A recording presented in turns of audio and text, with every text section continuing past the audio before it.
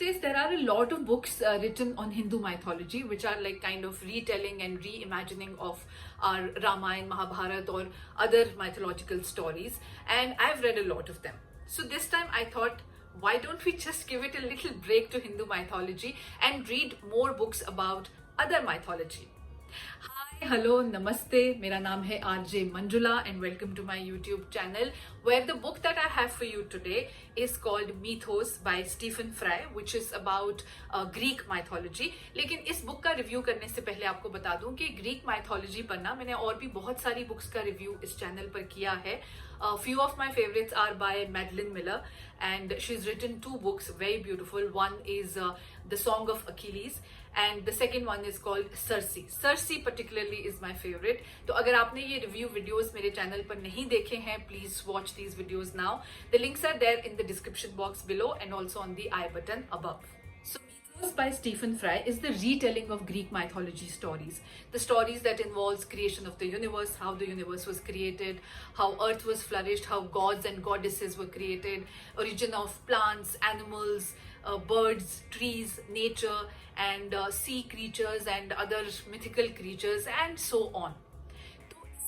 बहुत सारी इंटरेस्टिंग कहानियां हैं जो हमारी हिंदू माइथोलॉजी से भी काफी मिलती जुलती हैं कि किस तरह से there are lot of stories about एक क्रोनोस होते हैं जो क्या करते हैं कि उनको एक प्रोफेसी होती है, मतलब एक आकाशवाणी हम जिसे कहते हैं, वो कहते हैं कि उन्हीं के बच्चों में से कोई उनकी मौत का कारण बनेगा.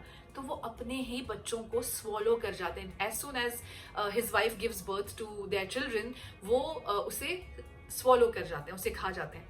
जैसे कि हमारे कंस मामा थे ना. फर्क इतना है कि कंस मामा अपनी बहन के बच्चों को मार देते थे और यहाँ पर वो खुद के बच्चों को खा रहे होते हैं. But then there are some interesting stories, like for example Gaia in Greek mythology is like goddess earth. She gave birth to sons without having any male in her life. जिसे कहते हैं ना कि वर्जिन बर्थ इसे कहा जाता है. और इसके साइंटिफिक एग्जाम्पल्स भी हैं. एक टाइप ऑफ लिजर्ड होती है जो इसी तरह से बिना मेल के अपने बच्चे पैदा करती है. So what makes the book very interesting is Stephen Fry's sense of humor.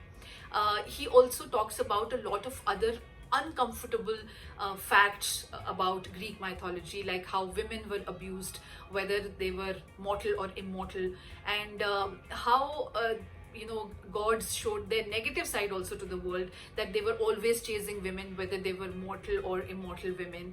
And it also talks about how gods were threatened by humans, and they used to really give harsh punishments to humans who would challenge gods in any way.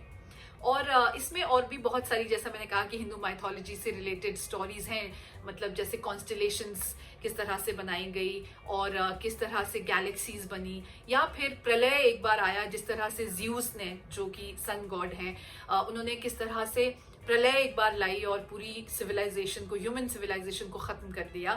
वैसे ही जैसे हमारे कहा जाता है कि जब विष्णु जी मत्स्य अवतार लेके एक बोट को उन्होंने संभाला था, ह्यूमन सिविलाइजेशन को बचाया था. And then of course the creation of the universe, like जैसे हमारे पुराणों में कहा गया है कि एक अंडाकार, एक अंडे से यूनिवर्स निकला है. So similarly in Greek mythology they say an egg was hatched and the universe was created.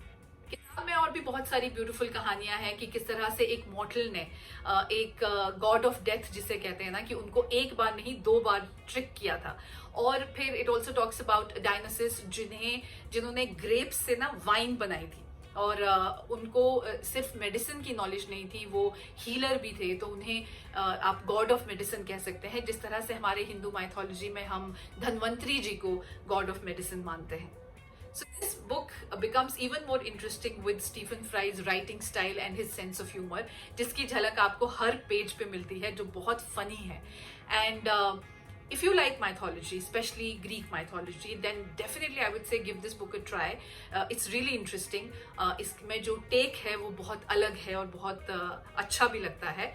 और अगर आपको ये वीडियो, ये बुक, ये रिव्यू पसंद आया है, then please make sure you share it with all the book lovers you know, especially mythology book lovers.